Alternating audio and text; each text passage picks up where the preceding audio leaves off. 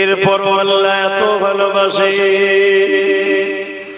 বান্দা, ওরে আমার বান্দি রে, দুনিয়া ধোকায় লোভ লালসায় পড়ে নাফরমানি করে ফেললি, নামাজ কাজা করে ফেললি, রোজা রাখলি না, মালদার করলাম, আমার ঘর কাবাকে দেখতে এলি না, আমার হাবিবের রওজাতে গেলি না।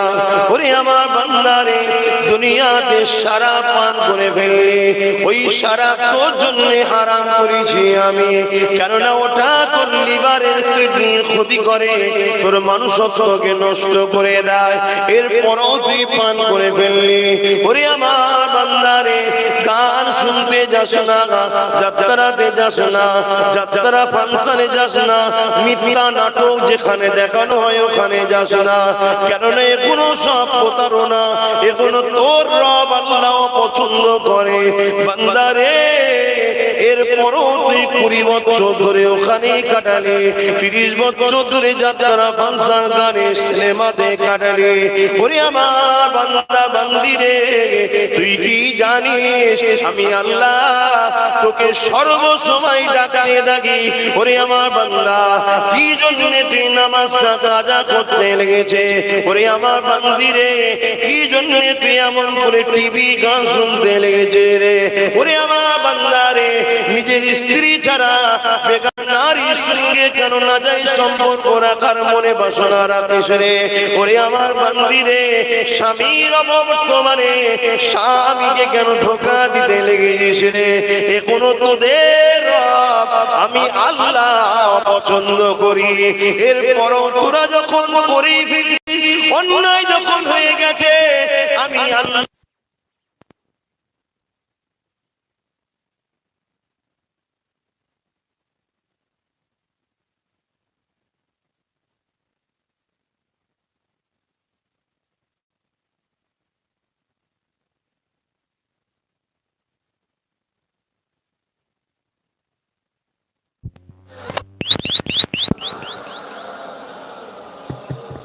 আল্লাহুম্মা সাল্লি আলা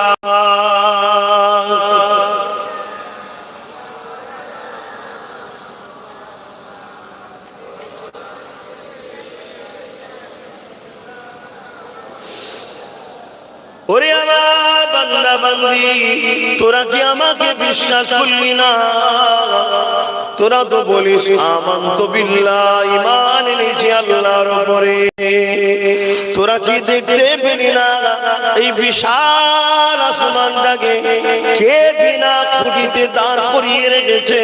তিনি তো আমি আল্লাহ।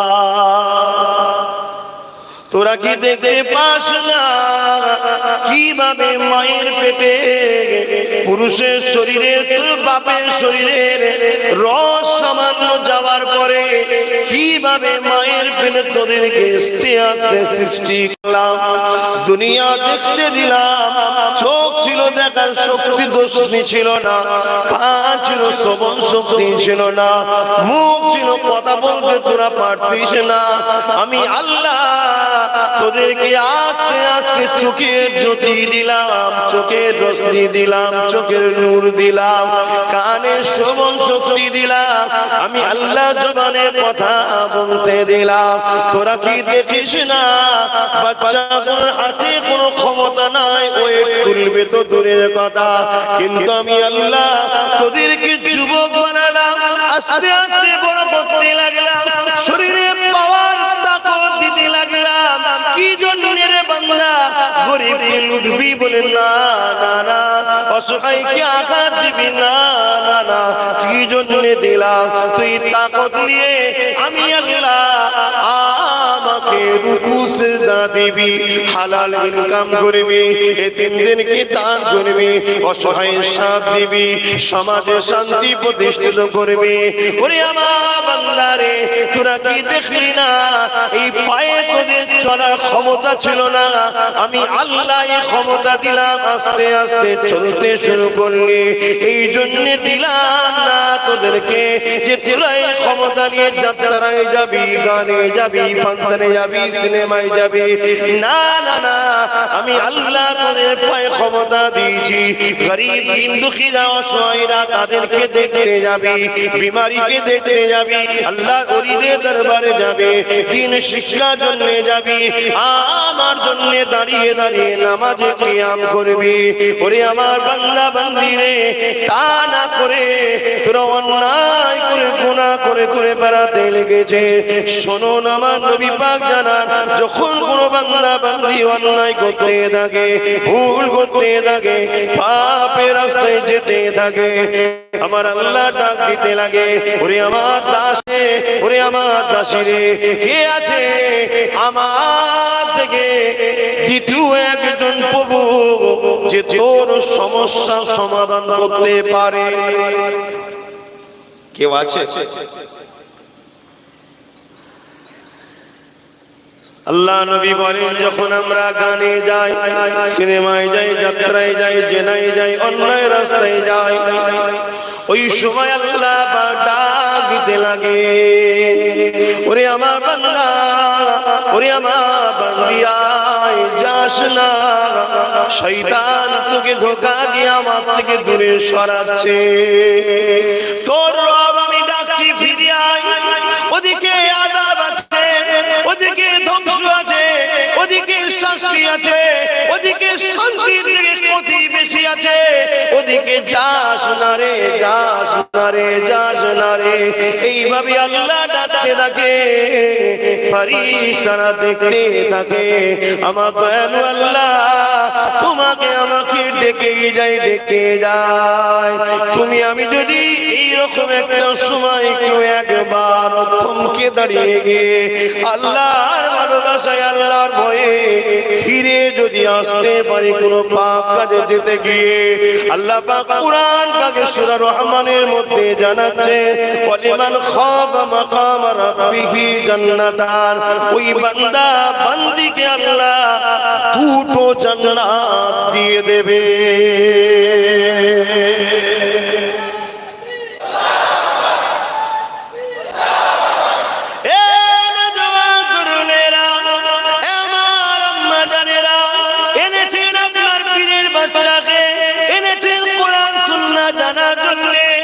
বলে দিয়ে যায়, এর পরও কোনো বান্দা বান্দি যখন আল্লাহর ডাকে সাড়া না দিয়ে আগিয়ে যায়, পাপ করতে চলে যায়, ফাংশনে বসে যায়, যাত্রায় বসে যায়, জেনায় বসে যায়, জুদে বসে যায়, গাঁজায় বসে যায়, শরাবিতে বসে যায়, পরচর্চা, পরনিন্দা, মানুষের ক্ষতি করার আলোচনায় বসে যায়, এক কথায় যে জায়গায় বসে আল্লাহ পছন্দ করে সেখানে চলে যায়, আমার আল্লাহ কুদরতি নজরে ওই বান্দার দিকে তাকিয়ে থাকে। ওরে আমার বান্দা, আমি তোর রব ডাকলাম, শুনলি না? যিনি তোকে এখনো নিঃশ্বাস দিয়ে রেখেছে, যিনি তোকে এখনো বাঁচিয়ে রেখেছে, যিনি তোকে খাইয়েছে, যিনি তোকে সুন্দর বানিয়েছে, তুই যদি দুটো পায়ে কমজোরি থাকতিস, প্যারালাইসিস থাকতিস, তুই ওই জায়গায় যেতে পারতি না, তুই যদি চোখে অন্ধ হতিস, ওই নোংরা জিনিস দেখতে পেতিস না, তোর যদি যৌবন ক্ষমতা না থাকতো, কোন নোংরা জায়গায় তুই যেতে পারতি না। আমি আল্লাহ দিয়েছি ভালো কাজের জন্য, আর তুই খারাপ কাজে লাগিয়ে দিলি। বান্দারে আয়, এখনো সময় আছে, উঠে আয়, উঠে আয়, উঠে আয়। এইভাবে আল্লাহ ডাকে। এ যুবক ভেবে একবার দেখো, তিনি তো আল্লাহুস সামাদ, তিনি তো কারো মুখাপেক্ষী নয়, তাহলে কেন ডাকে? ফেরেশতা জিজ্ঞাসা করে, আল্লাহ ওরা তো আপনার ডাকে সাড়া দেয় না, আপনি বারবার কেন ডাকতে থাকেন? ওরা তো আপনার কথাকে না মেনে চলে গেল গানে, চলে গেল যাত্রায়, চলে গেল ব্যভিচারে, আল্লাহ কেন ডাকেন আপনি? আমার আল্লাহ বলে, ফেরেশতা রে, ওদেরকে আমি আল্লাহ বড় ভালোবাসি। আরো জোরে বলুন সুবহান। কিন্তু আমার নিজাম, আমার আইন চেঞ্জ হবে না। তাই আমি আল্লাহ চাই ওরা ফিরে এসে তওবাটা করে নিক। আচ্ছা। না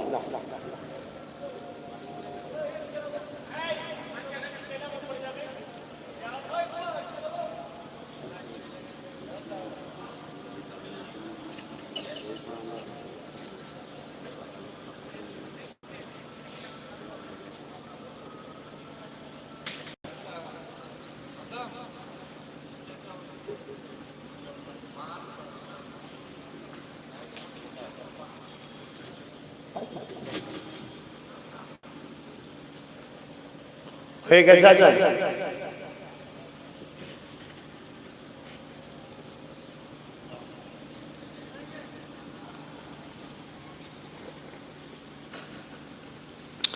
দরুদ শরীফ আল্লাহুম্মা সাল্লি আলা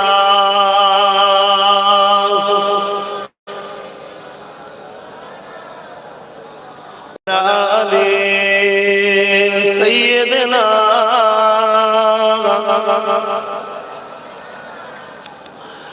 কেমন করে ডাকবো তোমায় ডাকতে জানি না আল্লাহ কেমন করে ডাকবো তোমায় আদম কান্দে গন্ধ মুখে খলিল কান্দে আগুনেতে আদম কান্দে গন্ধ মুখে খলিল কান্দে আগুনেতে কান্দে আজরা আল্লাহ কেমন করে ডাকবো তোমার ডাকতে জানি না আল্লাহ কেমন করে ডাকবো তোমার হাবিব কান্দে উম্মত বলে হুসাইন কান্দে কারবালাতে হাবিব কান্দে উম্মত বলে হুসাইন কান্দে কারবালাতে কান্দে ফাতেমা আল্লাহ কেমন করে ডাকবো তোমায় ডাকতে জানি না আল্লাহ কেমন করে ডাকবো তোমায় আল্লাহুম্মা সাল্লি আলা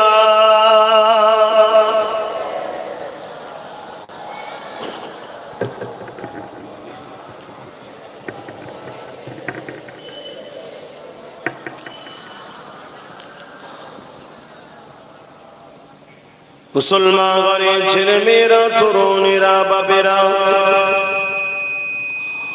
বড় আফসোস লাগে ওই মানুষগুলোকে দেখে যারা বিশ্বাস করে আমাদের মৃত্যু হবে অন্যায় করার পরও আল্লাহ রাব্বুল আলামিনের কাছে ফিরে আসে না তওবাটা করে না অন্যায় করে ফেলেছে সিনেমা যাত্রা জেনা ব্যভিচার মদ খেয়ে ফেলেছে অবশ্যই অন্যায় এই অন্যায় করা তো কোনোভাবে উচিত নয় আশরাফুল মাখলুকাত হয়ে কি করে আল্লাহর বিরোধী কাজ আমরা করে ফেলি তারপরও যদি হয়ে যায় শয়তানের ধোঁকায় এর থেকেও বড় আফসোস লাগে বড় কষ্ট বড় আশ্চর্য লাগে এই করার থেকেও বড় আশ্চর্য হলো পাপ করার পরও কেন ভয় লাগে না কেন আল্লাহ রাব্বুল আলামিনের কাছে এসে মাথাটা নত করে দিয়ে রব্বি রব্বি করে আওয়াজ তুলে কেন বলতে মন যায় না যে আল্লাহ আমি আপনার বান্দা আব্বাস আল্লাহ আমি আপনার বান্দি অমুক আল্লাহ আমি আপনার বান্দা অমুক আল্লাহ আমি আপনার বান্দি অমুক অন্যায় করে ফেলেছি আল্লাহ ও আমার আল্লাহ মাফ করে দিয়ে ক্ষমা করে দিন।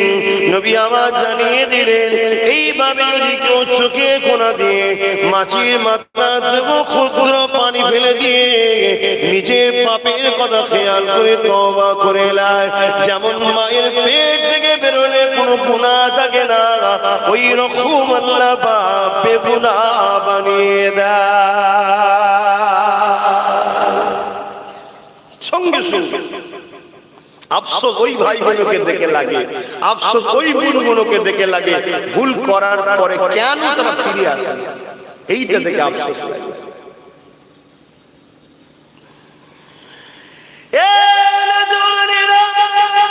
হযরত ওমর ফারুক রাদিয়াল্লাহু তাআলা যখন আর্ধেক পৃথিবীর শাহেনশাহ হয়ে গেছেন, আর্ধেক পৃথিবীকে যখন পরিচালনা করছেন, আর্ধেক পৃথিবী যখন খলিফা হয়েছেন, হযরত ওমর ফতোয়া জারি করে দিয়েছে, আইন পাস করে দিয়েছে, আইন জারি করে দিয়েছে যে শরাব পান করবে তার জন্য কঠিন শাস্তি রয়েছে। শুনছেন?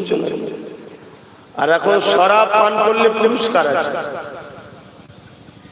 কতটা ডিফারেন্স বুঝতে পারছেন ভালো মানুষ আর খারাপ মানুষের মধ্যে?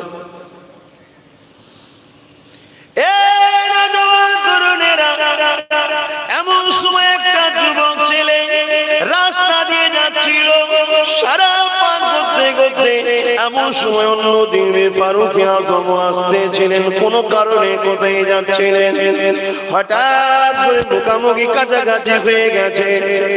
ফারুক আজম কে দেখে ছেলেটা দূর থেকে ঘাবড়ে গিয়ে মদের শিশিটাকে পিছনে লুকিয়ে ফেলেছে। ফারুক আজম আগে এসে বলে, বাবা ছেলে কি লুকাচ্ছ তুমি বাবা, তোমার এই শিশিতে হাতে কি রয়েছে বলো বাবা। ওই ছেলেটা বলতে লেগেছে, কি আছে বাবা বলো। ছেলেটা কত মতো খেয়ে গেছে, চুপ করে কিছুক্ষণ রয়ে গেছে। এ যুবকেরা শুনে রেখে, ওই সময় ছেলেটা দিল থেকে আল্লাহর সঙ্গে কানেকশন করতে লেগেছে।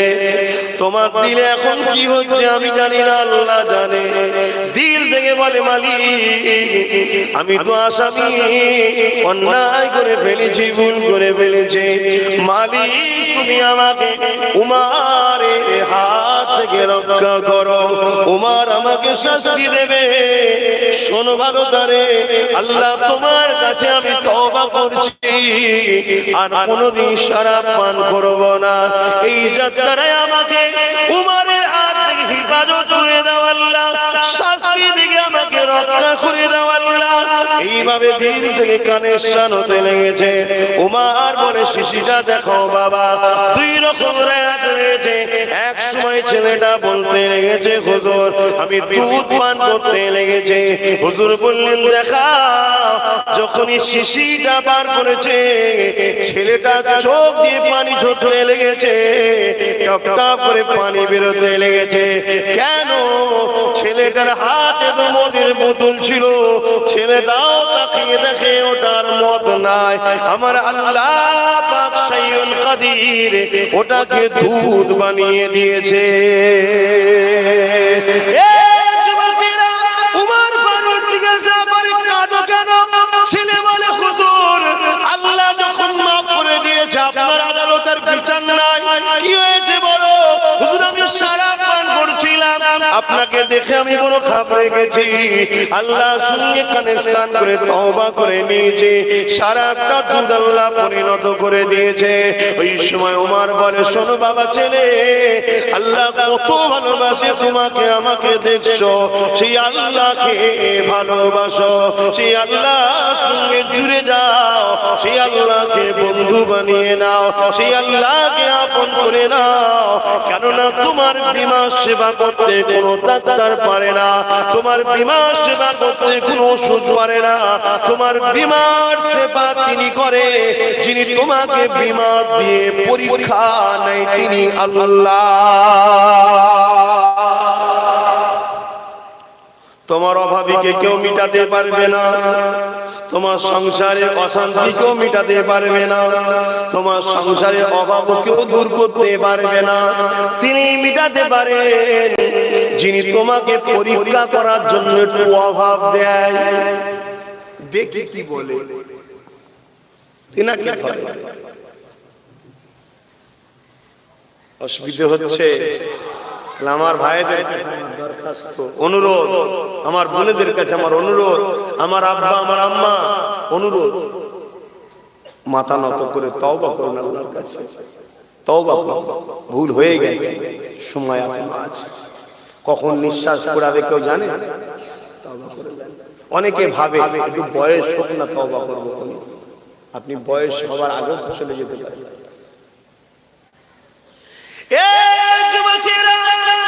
যদি কারো হৃদয়ে ভয় হয় আমি তওবা করে যদি আবার কখনো ভেঙে ফেলি তাহলে কি হবে? হায় রে হায়, এটা তোমার আমার আল্লাহর কথা বলছি গো।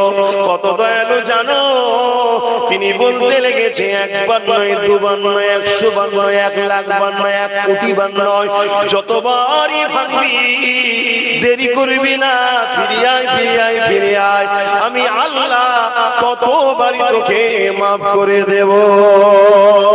ধরুন আজকে কেউ তওবা করলো, আল্লাহ নামাজ কাজা করব না, হয়তো কালকে সন্ধ্যের বেলায় কোনো কারণে হয়ে গেছে, ওর কিন্তু দিনের খবর আল্লাহ জানে। ও সচ্চা দিলে তওবা করেছিল, ওর ইরাদাই ছিল নামাজ পড়বে, কোনো কারণে ধোঁকায় পড়ে হোক বা কোনো কারণে কাজা হয়ে গেছে বা মিস হয়ে গেছে, ইচ্ছা করে করেনি, কেন ওর দিল ছিল আমি তওবা করব। আমার আল্লাহ পাক বলছে আবার তওবা কর, দেরি করিস না। ধরুন আজকে কেউ নিয়ত করেছে আমি আর কোনোদিন গান শুনবো না, কোনোদিন যাত্রায় যাব না, কিন্তু রাত্রিরে ঘরে গেছে, মোবাইলটা খুলতে খুলতে হঠাৎ করে একটা গান এসে গেছে, নতুন রিলিজ হয়েছে, একটু দেখতে লেগেছে, নেশায় পড়ে দেখছে, দেখা হয়ে গেছে, যেই রেখেছে আবার মনে পড়ে গেছে হায় আল্লাহ আজকেই তো তওবা করলাম, আজকেই আবার দেখতে লেগে গেছে। মন খারাপ করো না গো আমার সোনার যুবকেরা, তোমার আমার আল্লাহ এত দয়ালু, এত দয়ালু, তোমার আমার জন্য এত দরজা খুলে দিয়েছে। বান্দারে ঘুমাবি পরে তওবাটা করে কমসে কম ঘুমিয়ে পড়, কেননা কালকে সূর্য উঠবে ঠিকই, তুই উঠবি কি কোনো গ্যারান্টি নাই। এ যুবক আর একটা কথা শোনো, যখন কোনো বান্দা পাপ করতে চলে যায়, আল্লাহ তো ডাকে, আগে বললাম যদিও পাপ করতে চলে গেছে, হয়তো পাপ করেও ফেলেছে, বান্দা যখনই পাপ করে ফেলে এবারে ফেরেশতা লিখতে গেছে অমুক বান্দা গান শুনেছে বা জিনা করেছে বা মদ খেয়েছে বা অন্য কোনো পাপ করে ফেলেছে, যেই লিখতে যাবে আল্লাহ বলে ফেরেশতা দাঁড়া, লিখিস না, লিখিস না। কেন? আল্লাহ ভালো কাজে নিয়ত করলে সঙ্গে সঙ্গে বলেন লিখে দে, কাজ করেনি তাও বলেন লিখে দে। এখানে তো পাপ করে ফেলেছে, কেন লিখব না? আমার আল্লাহ বলে ফেরেশতা রে বান্দা তো আমার তোর নয়, বান্দি তো আমার তোর নয়, লিখবি না, করে ফেলেছে। যদি তওবা করে নেয়, সকালে করলে সন্ধ্যা পর্যন্ত, রাতে করলে সকাল পর্যন্ত, এর মধ্যে যদি তওবা করে আমি আল্লাহ মাফ করে দেব, খাতাতেই আর উঠবে না।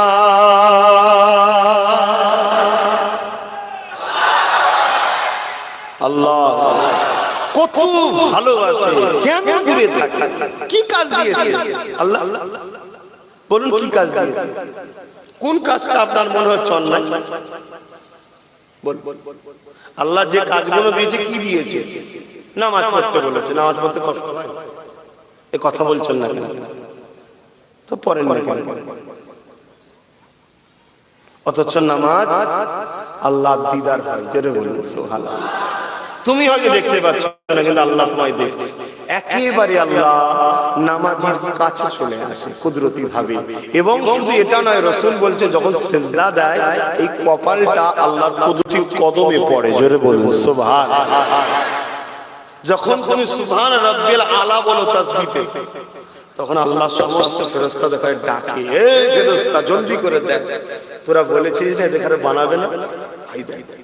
কি করছে?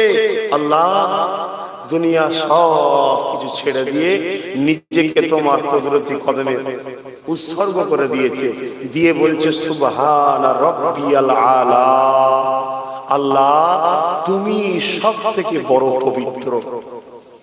আল্লাহ বলে ফেরেশতা তোরা সাক্ষী থাক, এত গুনাহ করেছে ওরা, সব তো জানিস ওদের গুনাহ শেষ নেই, কিন্তু প্রশংসা করছে কি আমি নাকি সব থেকে পবিত্র। যে আমি সব থেকে পবিত্র সাক্ষী দেয়, সে অপবিত্র হয়ে থাকবে, যা ওর গুনাহ মাফ করো, ও পবিত্র করে দিলাম। জোরে বলুন সুবহানাল্লাহ। বলো কে এত দরদি আছে? সামান্য বাপের একটা কথা অমান্য করলে ওই বাপ তোমাকে ঘর থেকে বার করে দেয়, মায়ের একটু কথা অমান্য করলে মা তোমায় কত বকে, হাত পর্যন্ত কেড়ে নেয়, কত কি করে। আমরা কি করছি নি বলো তো আল্লাহ বিরুদ্ধে? এরপরও আল্লাহ বলেছে এখনো সময় আছে, শুধু নিঃশ্বাসটা ফুরোবার আগে তওবা করো। 80 বছর বয়স, 90 বছর বয়স, তুমি এখন যদি বলো আমি তওবা করতে যাচ্ছি, দুনিয়ার লোক তোমাকে দেখে ঠাট্টা মারবে। 700 चूहा मार के बिल्लियां भी हज करने गए हैं, এরকম বলবে না? না, তুমি যদি সত্যি দিল থেকে আল্লাহর কাছে তওবা করে নাও, তোমার 90 বছরের গুনাহকে আল্লাহ মাফ করতে হবে। জোরে বলুন সুবহানাল্লাহ। তো তুমি তো আল্লাহ, আল্লাহ যদি মাফ করে দেয় কেউ বিরোধী করে নাকি? এখানে কেউ নেই, কিন্তু হায় কপাল, বড় দুঃখ লাগে, কেন আমার ভাই বোনগুলো তওবা করে না, কেন কাঁদুনি আল্লাহর কাছে? নিরিবিলি নির্জনে কেউ থাকবে না, তুমি একা। কখনো কখনো তুমি উযু করে নিয়ে মাথাটা নত করে দিয়ে চোখটাকে বন্ধ করে স্মরণ করবে তোমার রব তোমাকে দেখছে। তাকে বলো না তুমি আল্লাহ আমি এই গুনাহ করেছি, এই গুনাহ করেছি, এই গুনাহ করেছি, সব আপনি জানেন, কিন্তু আপনি আমার স্ত্রীর সামনে খোলাসা করে দেননি, আমার মা বাবার সামনে খোলাসা করে দেননি, কেউ আমার বিষয়ে জানে না, সবাই আমাকে হুজুর বলে ভালোবাসে। এই আমার পাপ নেই? তোমাদের সবার থেকে বেশি পাপী আমি, কিন্তু হায় আমার আল্লাহ তুমি এত পাপীকেও এত সম্মান দিয়েছো যে হাজারো লাখো মানুষ আজও আমার মুখের দিকে চেয়ে আছে। এটা কি আমার আল্লাহর দয়া নয়? আমার কি উচিত নয় সেই মালিকের কদমে মাথা কে দেওয়া? তোমাকেও দেখো না, তোমার বাচ্চা কত ভালোবাসে, আব্বা আব্বা করে, আচ্ছা তোমার লাইফে এমন পাপ আছে, তোমার ছেলে যদি জানে তুমি ছেলের সামনে মুখ দেখাতে পারবে না। তুমি স্ত্রী, তোমার স্বামী তোমাকে কত ভালোবাসে, তোমার লাইফে এমন পাপ হয়ে গেছে, তোমার স্বামী যদি জানে তোমার সঙ্গে ভয় করবে। আল্লাহ পাক সব নেশায় পড়ে যাবেন না, এই দুনিয়ার লোভ লালসায় জড়িয়ে গিয়ে আপনার দয়ালু আল্লাহ থেকে সম্পর্ক দূরে করে দেবেন না। আপনি যখন কোন আল্লাহ বিরোধী কাজ করেন, আপনার আল্লাহ তখন আপনাকে ডাকতে থাকে, কুদরতি অন্তরে ব্যথা পায়, বলে বান্দারে কেন তুই আমার নাফরমানি করি, বান্দারে আমাকে কি তোর পছন্দ নয়? আমি তোকে কত সুন্দর চোখ দিলাম, বান্দা এই চোখে দিয়ে কোরআন দেখবি, মা বাপ দেখবি, আলেমে আক্কানিদের দেখবি, নবী বংশধরদের ঘরে দেখবি, নবীর ওয়ারিসদের ঘরে দেখবি। ওরে আমার বান্দারে তা না করে চোখ দিয়ে তোরা জালিমদের ঘরে দেখিস, এই চোখ দিয়ে তোরা তাদেরকে দেখিস যারা কিনা তোরা আল্লাহর দ্বীনের বিরোধী করে, তোরা আল্লাহর মসজিদ কোন নবীর মাদ্রাসাকে মিটাতে চায়। ওরে আমার বান্দারে আমি আল্লাহকে কি তোদের পছন্দ নয় যে তোদেরকে দুরু হাত দিল, কত সুন্দর হাত দিয়েছে, দেখ 5টা আগুন দিয়েছে, দেখ কেমন মুঠো করার ক্ষমতা দিয়েছে। এই হাত দিয়ে তোরা গরিবের সেবা করবি, এই হাতে মা বাপের সেবা করবি, এই হাতে বাচ্চাদেরকে আদর করবি, এই হাতে হারাম কাম করবি, এই হাতে অসহায় গরিবদের পাশে দাঁড়িয়ে জালিমদের বিরুদ্ধে লড়াই করবি। তা না করে বান্দারে এই হাতে এমন ঝান্ডা ধরছি যে ঝান্ডা গরিবের রক্ত লেগে আছে, যে ঝান্ডায় দিন ইসলামের বিরোধী লেগে আছে, যে ঝান্ডায় কোরআনের বিরোধী লেগে আছে, যে তোর কত এতিম অসহায় ভাইয়ের খুন লেগে আছে, যে ঝান্ডা পিছনে পিছনে ধরে চলতে স্লোগান দেয়া হচ্ছে, শুনছেন তো নাকি? ওরে আমার বাংলা বান্দিরে হয়ে গেছে, বুঝাবার জন্যই তো নবীদের ঘরে পাঠিয়েছিলাম। নবীরা তো আর যাবে না, এবারে যাবে আল উলামা ওয়ারাসাতুল আম্বিয়া, নবীর ওয়ারিস আলেমে হাক্কানীরা যাবে। তারা তোদেরকে বুঝাচ্ছিল, কেন তাদের কথায় কর্ণপাত করিস না, কেন তাদের কথা নিচ্ছিস না? মনে রেখে দিবি দাসী, নিঃশ্বাস পড়বার আগে পরিবর্তন হয়ে যা, নচেত আখিরাত আমার বড় কঠিন হবে। কবরে 99টা সাপ দেওয়া হবে, জাহান্নামের একটা গর্ত করে দেওয়া হবে। আর যদি তোর চলার পথটা ভুল থাকে, তওবা করে ফিরে আয়, আমি আল্লাহ তোর গুনাহকে শুধু মাফ করব তা নয়, তোর গুনাহকে মাফ করে নেকিতে পরিণত করে দেব।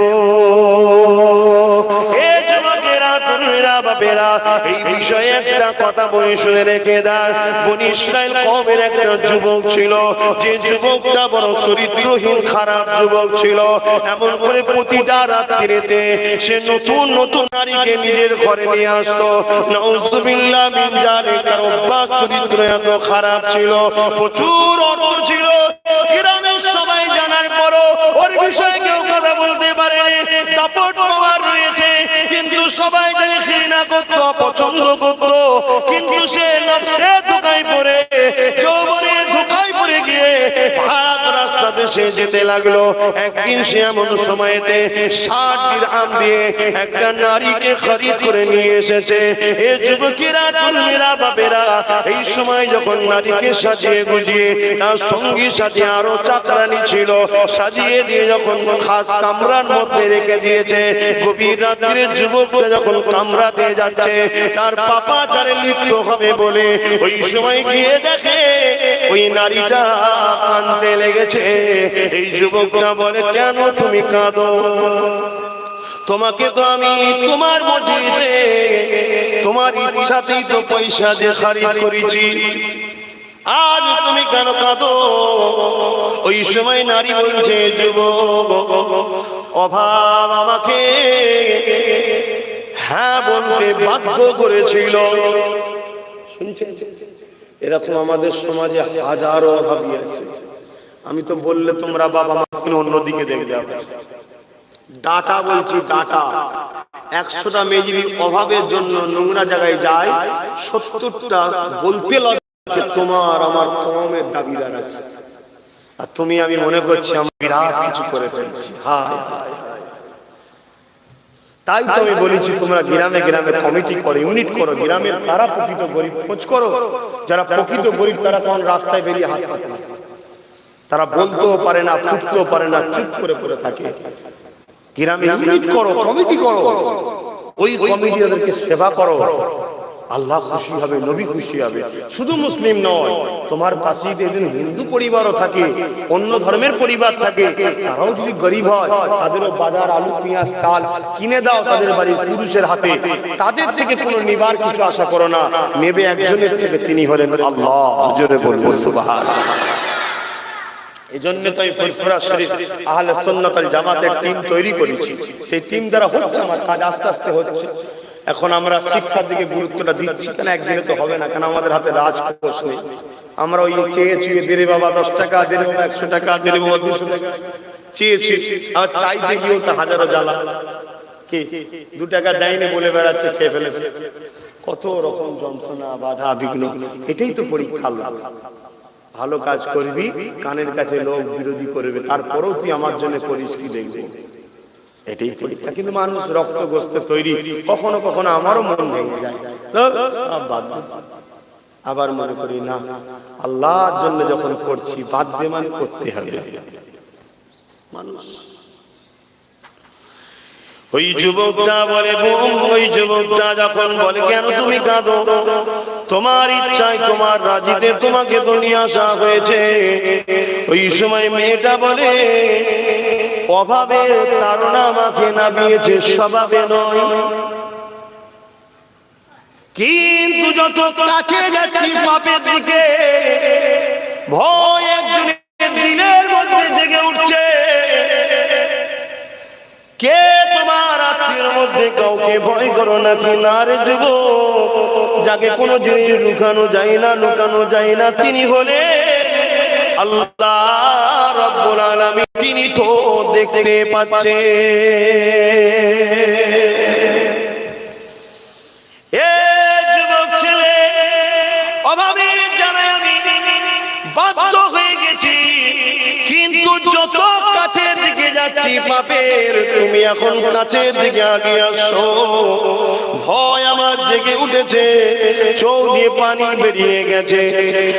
আমি বড় অসহায়, আমি বড় গরীব, আল্লাহর ভয় আমার দিলের মধ্যে জেগেছে, কিন্তু অভাব বিপদের মধ্যে রয়েছি। এই কথাটা শুনে ওই বনী ইসরাইলের যুবক ছেলেটা, তার মধ্যে একটা চেতনা জেগে উঠলো। তখন সে কি বলতে লেগেছে, বোন বোন, তুমি আমার বোন, আজ থেকে তোমাকে আমি যে 60 দিরহাম টাকা দিয়েছিলাম আজকের বাজারে, আমার ভারতীয় টাকায় 9 থেকে 10 লক্ষ, বেশি তো কম নয়। যা ওই টাকা আমি তোমাকে দিয়ে দিলাম, ফেরত দিতে হবে না, ওটা নিয়ে যান, আপনার পরিবারে কি কি অসুবিধার মধ্যে আছে করুন। তবে বোন একটা কথা, আমার জন্য দোয়া করো, কেন আমি বড় খারাপ, তোমাকে দেখে আমার আল্লাহর ভয় জেগেছে।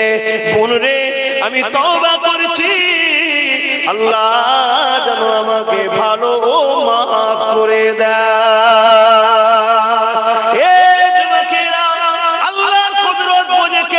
মহিলাটা বেরিয়ে যেতে দেরি, কিছুক্ষণ পরেই যুবকটা মারা গেছে, ঘরের মধ্যে পড়ে রয়েছে। সকাল হয়েছে, এমন করে এলাকার মানুষ ঘরের সামনে দিয়ে যাচ্ছে, দরজায় লেখা আছে, ওই যুবকটার নাম দিয়ে গায়েবী ভাবে লেখা আছে, এই বান্দা গত রাত্রিরে তার আল্লাহর কাছে নিজেকে সমর্পণ করে দিয়ে তওবা করে নিয়েছে। আর আল্লাহ ওয়াদা করেছে, তওবাকারীকে মাফ করে, এই আল্লাহ যুবককে মাফ করে দিয়েছে।